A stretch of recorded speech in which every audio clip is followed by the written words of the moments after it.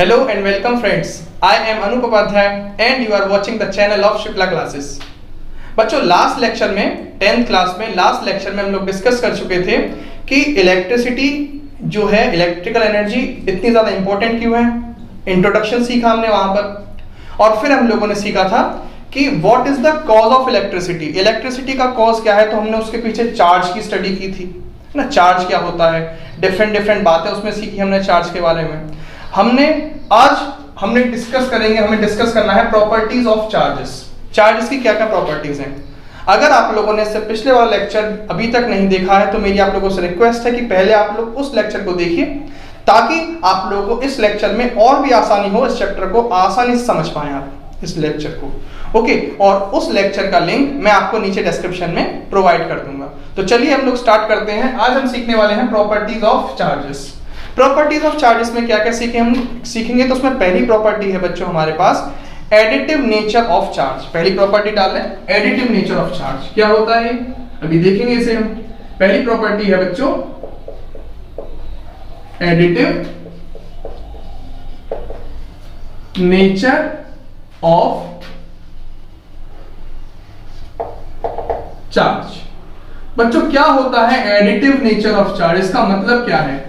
इसका मतलब हम लोग सिंपली, मैं आपको एग्जांपल के जरिए बताता हूं, फिर हम लोग इसकी डेफिनेशन लिख लेंगे। ठीक है बच्चों, तो आपके पास कंडीशन ये है कि आपके पास ये कोई बॉडी है, ठीक है, जैसे कि आपके पास ये प्लास्टिक का टुकड़ा है, प्लास्टिक की शीट है, चलिए, या फिर पेपर मान लो, पेपर का टुकड़ा है ये। इस पे मैंने क्या किया, कॉम्ब से अपने बालों को रब किया।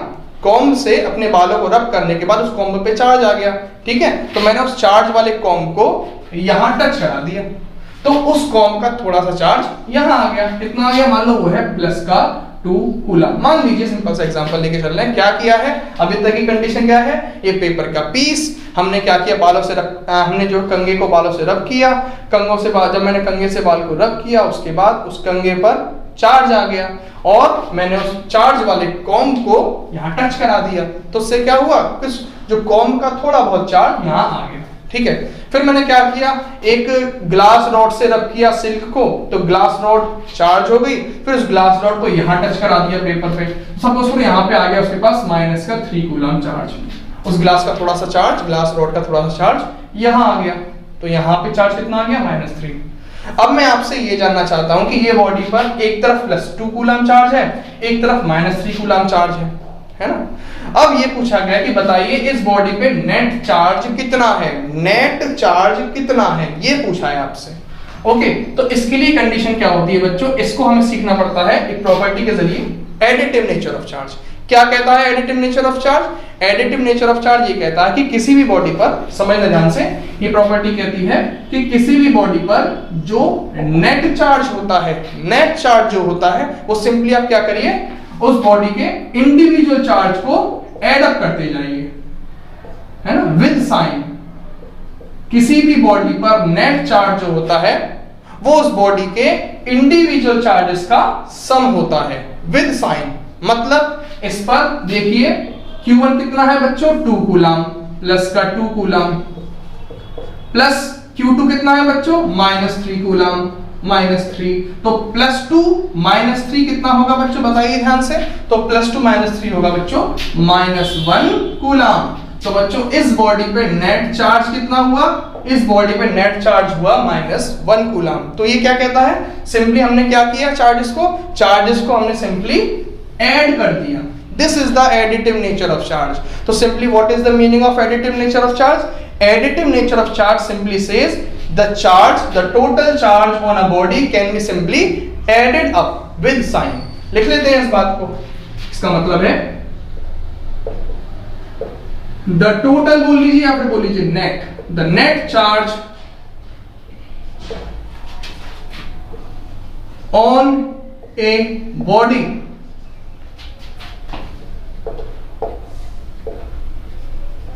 is simply the algebraic sum of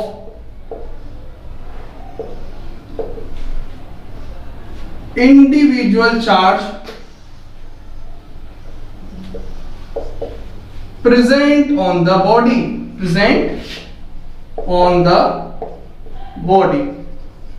okay, तो किसी भी बॉडी पर जो नेट चार्ज होता है वो क्या होता है? Simply algebraic sum. Algebraic sum का मतलब बच्चों क्या होता है? एल्जेब्रिक सम का मतलब आप उन्हें डायरेक्टली ऐड करते चले जाइए, बस सिंपल सी बात है। सो फॉर्मूला क्या आ गया? Q net is equals two plus minus Q1 plus minus Q2 plus minus Q3। अब प्लस माइनस क्या है बच्चों? अगर चार्ज प्लस का है तो प्लस का चार्ज लिखो, अगर चार्ज माइनस का है तो माइनस का चार्ज लिखो। जैसे यहाँ देखिए, यहाँ पे चार्ज प्लस का 2 था तो प्लस 2 लिख दिया। अब चार्ज यहाँ माइनस का 3 था तो ये प्लस नहीं आएगा, माइनस आ जाएगा तो माइनस 3 लिख दिया, बस सिंपल सी बात ये। And so on. This is the first property which is additive nature of charge, कि किसी भी बॉडी में जो नेट चार्ज होता है वो सिंपली क्या होता है? उस बॉडी के डिफरेंट चार्जेस को आप ऐड अप करते चले जाइए, नेट चार्ज आ जाएगा। अब मैं आपसे क्वेश्चन करता हूं, जल्दी से मुझे बताइए कमेंट सेक्शन में कि आपके पास ये कोई बॉडी है, इस पे यहाँ है +2, यहाँ +4, यहाँ -3, यहाँ -7, यहाँ प्लस का 6। बताओ बच्चों, इस बॉडी पर नेट चार्ज कितना? तो तुम कहोगे भाई सिंपल सी बात है, +2 +4 +-3 +-7 +6। देखिए मैंने सारे चार्जेस को सिंपली ऐड कर दिया विद साइन, यही तो हमारी कंडीशन थी। तो बच्चों बताओ कितना आएगा ये आंसर? 4 और 2 6, 6 and 6 कितना हुआ? सिंपली 12। तो और ये देखिए 7 और 3 कितना हुआ? 10। तो प्लस का 12 है ना, प्लस का 12 और माइनस का 10 कितना हुआ? सिंपली सो यहां से देखिए, this is the value of Q net. तो यहां से Q नेट की वैल्यू बच्चों क्या आ गई? जल्दी से बताइए, प्लस का 2 कूलम। कितनी आसानी से हम लोग पहली प्रॉपर्टी सीख चुके हैं। अब हम लोग कंडीशन पढ़ने वाले हैं, दूसरी प्रॉपर्टी पढ़ने वाले हैं जो है आपका कंजर्वेटिव नेचर ऑफ चार्ज। उससे पहले आप लोग इसका स्क्रीनशॉट ले लीजिए, इसे अपनी कॉपी पर लिख लीजिए, फिर हम आगे बढ़ते हैं। तो बच्चों चलिए अब हम लोग डिस्कस कर लेते हैं सेकंड प्रॉपर्टी ऑफ चार्ज, जो है कंजर्वेटिव नेचर ऑफ चार्ज। इसका मतलब क्या है? एक बात बताइए, कंजर्वेटिव नेचर ऑफ चार्ज को समझने के लिए एक सिंपल सा एग्जांपल लेते हैं, ठीक है? आपके पास कंडीशन है, आप लोगों ने सबसे सिंपल एग्जांपल मैं लेके चलूंगा। हमने 10th क्लास में, अभी आप नए हैं, आपने 9th क्लास में भी इसको सीखा होगा। NaCl क्या होता है बच्चों? हमने घर पे देखा है, वो नमक जो होता है जिसको हम खाने में यूज करते हैं, है ना, कॉमन सॉल्ट। NaCl है बच्चों। अब NaCl को अगर मैं पानी में मिक्स करूं, NaCl को अगर मैं पानी में मिक्स करूंगा तो पता है क्या होगा? वो ये NaCl पानी में मिक्स होने के बाद ब्रेक हो जाएगा। किसमें? आयंस में ब्रेक हो जाएगा। कौन से आयंस में? Na positive plus Cl negative. तो अब देखिए, NaCl before dissolving in water, बच्चों जब हमने नमक को पानी में डिसॉल्व करने से पहले देखा तो उस पे नेट चार्ज कितना था? तो आप कहेंगे नेट चार्ज 0 था। क्यों था नेट चार्ज 0? क्योंकि हम जानते हैं बच्चों, कोई भी एटम और मॉलिक्यूल क्या होता है? एटम हो चाहे वो मॉलिक्यूल हो, वो न्यूट्रल होता है। क्या मेरी बात समझ पाते हैं? हमने 10th क्लास में 9th क्लास में सीखा भी था डाल्टन एटॉमिक थ्योरी में कि एटम हो तो एटम जो होता है वो एक इलेक्ट्रिकली न्यूट्रल होता है। उस पे जितना पॉजिटिव चार्ज होता है उतना ही उसमें नेगेटिव चार्ज होता है। जितना पॉजिटिव चार्ज न्यूक्लियस के अंदर होता है उतना ही नेगेटिव चार्ज इलेक्ट्रॉन सराउंडिंग उसके आसपास होता है इलेक्ट्रॉन्स की फॉर्म में। तो मैं क्या कह सकता हूं? एटम न्यूट्रल होता है। और एक सोडियम एटम से और एक क्लोरीन एटम से आपका NaCl मॉलिक्यूल बना, तो वो भी तो भाई देखो, ये एटम सोडियम का ये भी न्यूट्रल, एक क्लोरीन का एटम ये भी न्यूट्रल, तो ओवरऑल मॉलिक्यूल भी क्या होगा? न्यूट्रल। तो डिसॉल्व करने से पहले बच्चों, पानी में डिसॉल्व करने से पहले NaCl मॉलिक्यूल कैसा था? NaCl मॉलिक्यूल न्यूट्रल था। लेकिन पानी में डिसॉल्व करने के बाद आफ्टर डिसॉल्विंग इन वाटर बच्चों पानी में डिसॉल्व करने के बाद की कंडीशन क्या है? पानी में डिसॉल्व करने के बाद की कंडीशन ये है कि देखो बच्चों Na पे है पॉजिटिव चार्ज और क्लोरीन पर है नेगेटिव चार्ज। तो अभी भी जरा सोचिए नेट चार्ज कितना है, तो +1 माइनस -1, तो नेट चार्ज अभी भी कितना हुआ? +1 -1 कितना? 0। तो सोचिए डिसॉल्व करने से पहले भी वही कंडीशन, नेट चार्ज 0 था, डिसॉल्व करने के बाद भी नेट चार्ज कितना है? 0। अभी भी नेट चार्ज कितना? अभी भी नेट चार्ज, ओवरऑल चार्ज की बात कर रहा हूं मैं, ओवरऑल चार्ज, टोटल चार्ज +1 -1 0। तो अभी भी नेट चार्ज कितना है बच्चों? 0 कूलम। अभी भी नेट चार्ज कितना है बच्चों? Net charge 0 coulomb.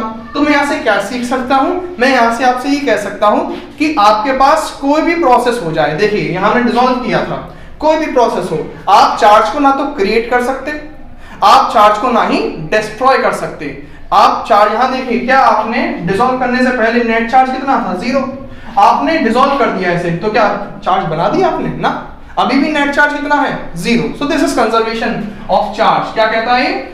According to, इसे लिख लेते हैं हम लोग, according to law of conservation, according to law of conservation of charge, the charge can neither be created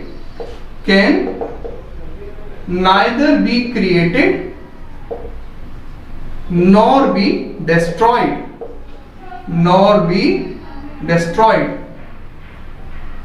okay, बहुत इंपॉर्टेंट, ना तो चार्ज आप बना सकते हो, ना ही आप चार्ज को डिस्ट्रॉय कर सकते हो।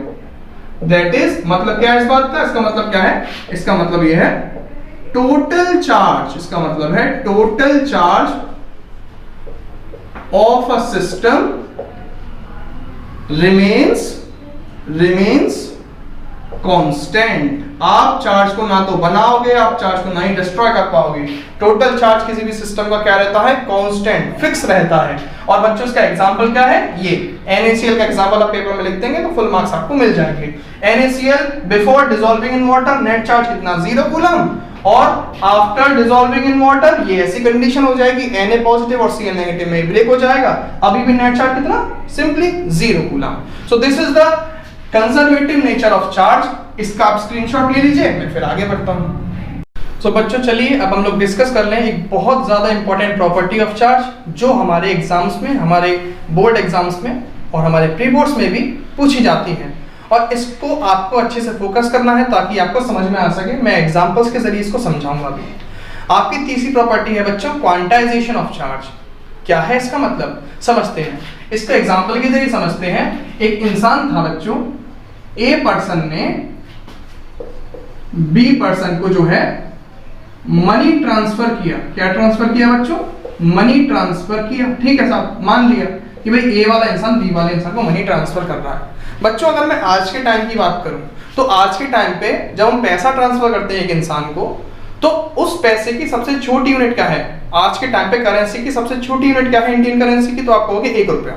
1 रुपए से नीचे ना तो कोई इंसान, ना तो कोई शॉपकीपर लेता है आपसे पैसे, ना ही आपको 1 रुपए से नीचे कोई चीज देता है।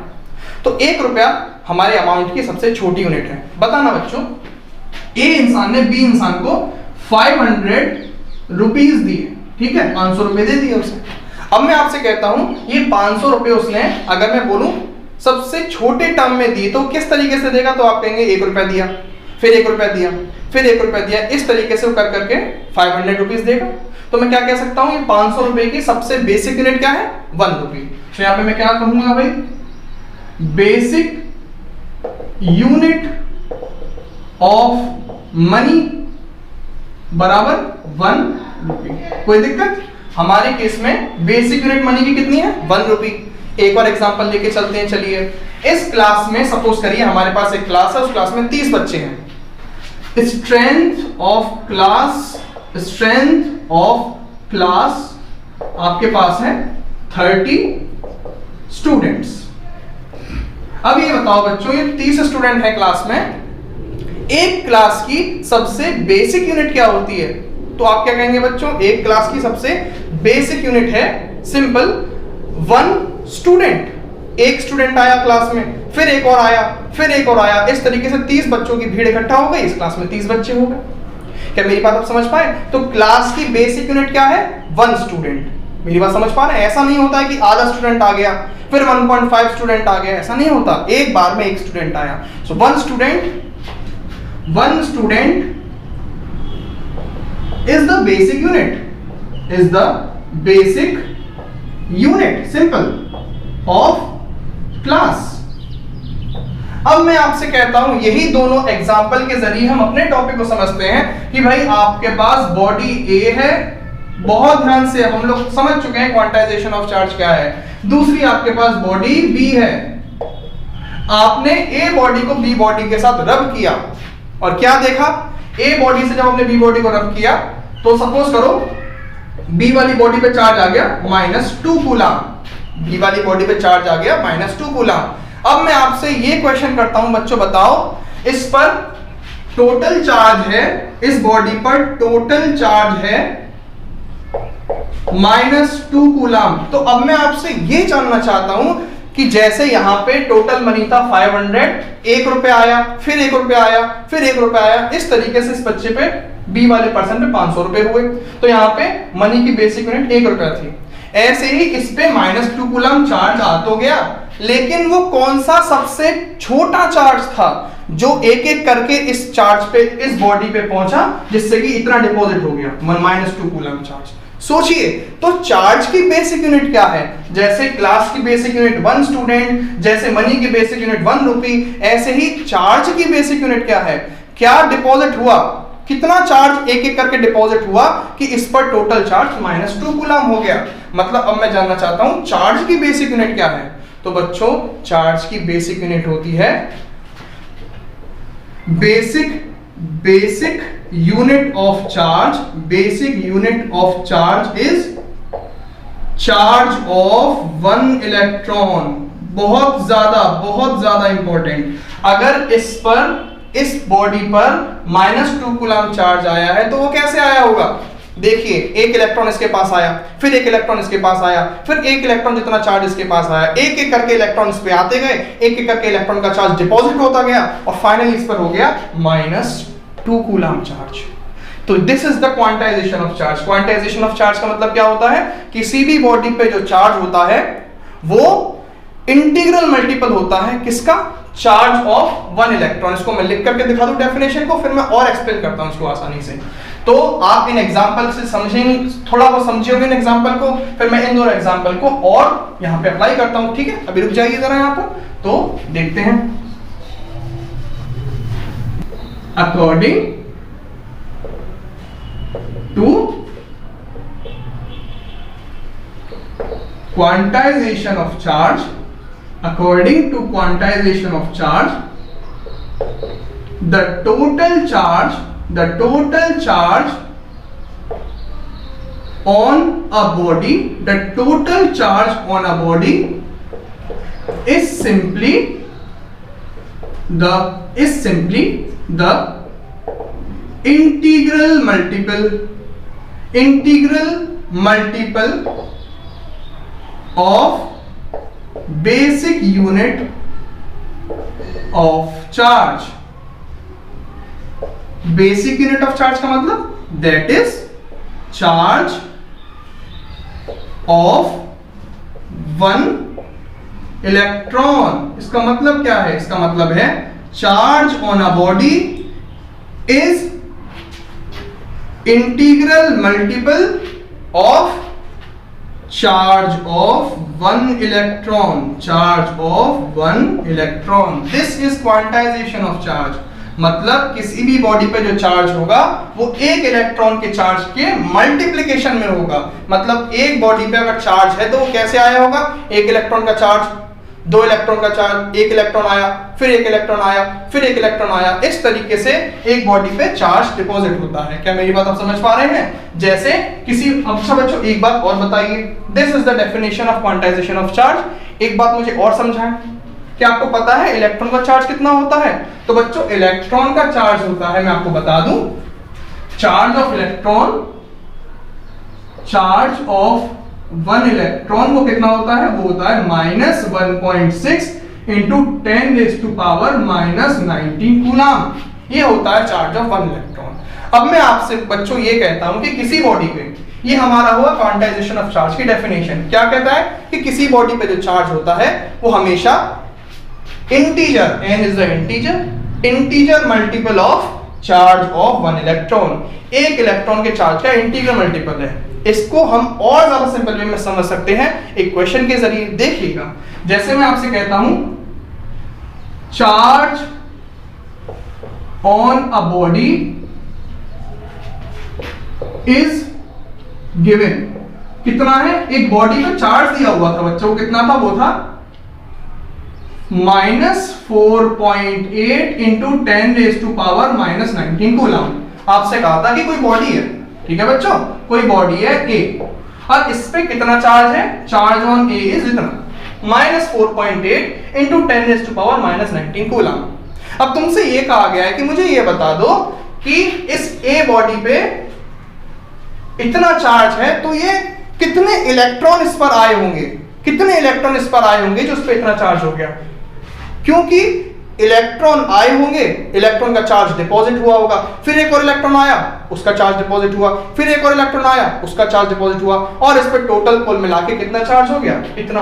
अब पूछा कितने इलेक्ट्रॉन होंगे जिसने इतना चार्ज डेवलप कर दिया, तो हमारे पास फॉर्मूला क्या है, Q is equal to n into charge of 1 electron.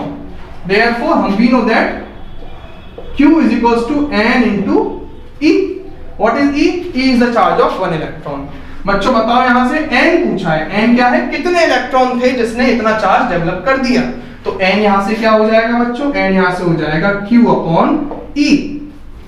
अच्छा, फिर यहां से क्या सॉल्व कर सकते हैं हम लोग, Q की वैल्यू क्या है, -4.8 इंटू 10⁻⁻19, और E क्या है, चार्ज ऑफ 1 इलेक्ट्रॉन, वो कितना है बच्चों, -1.6 इंटू 10⁻⁻19। ये देखिए, ये दोनों पावर्स तो कैंसिल आउट हो गई, और माइनस से माइनस कैंसिल आउट हो गया, तो 1.6 से 4.8 कितनी टाइम्स जाएगा, तो जाहिर सी बात है 3 टाइम्स। तो बच्चों, अगर आपके पास किसी बॉडी पर इतना चार्ज है तो कितने इलेक्ट्रॉन आए होंगे उसके पास कि उसके पास इतना चार्ज हो गया होगा, आंसर है 3 electrons. This is the basic unit, this is the basic definition, basic meaning of quantization of charge. Simply जैसे कि भाई ये हमारा स्ट्रक्चर है, उसका बिल्डिंग ब्लॉक क्या है, उसका सबसे छोटा यूनिट क्या है, तो वो होगा सेल। इसी तरीके से किसी बॉडी पे चार्ज का सबसे छोटा यूनिट होता है चार्ज ऑफ 1 इलेक्ट्रॉन। एक इलेक्ट्रॉन के चार्ज से ही हमारा पूरा चार्ज, एक एक करके इलेक्ट्रॉन का चार्ज डेवलप होता है, डिपॉजिट होता है, और हमारी पूरी बॉडी का चार्ज बनता है। ऐसा नहीं होता कि आधा इलेक्ट्रॉन आया या 1.5 इलेक्ट्रॉन आ गया, ऐसा नहीं, एक बार में एक इलेक्ट्रॉन और उसका चार्ज। मैं आज इस लेक्चर को यहीं एंड करना चाहूंगा। आप इसका यहाँ पर स्क्रीनशॉट ले लीजिए, ये इसकी डेफिनेशन हुई सिंपल सी, ये इसका एग्जांपल हुआ। ओके, मैं आपको फिर अगले लेक्चर में मिलूंगा कंडक्टर्स और इंसुलेटर्स की डिस्कशन के साथ, इलेक्ट्रिक करंट बताऊंगा मैं आपको। आज के लेक्चर को मैं यहीं एंड करता हूं। अगर आप लोगों को ये वीडियो पसंद आई हो तो प्लीज इस वीडियो को लाइक करिए और अपने फ्रेंड्स में शेयर करिए, और अगर आप लोग इस चैनल पर नए हैं तो प्लीज इस चैनल को सब्सक्राइब करिए। Goodbye and thank you friends.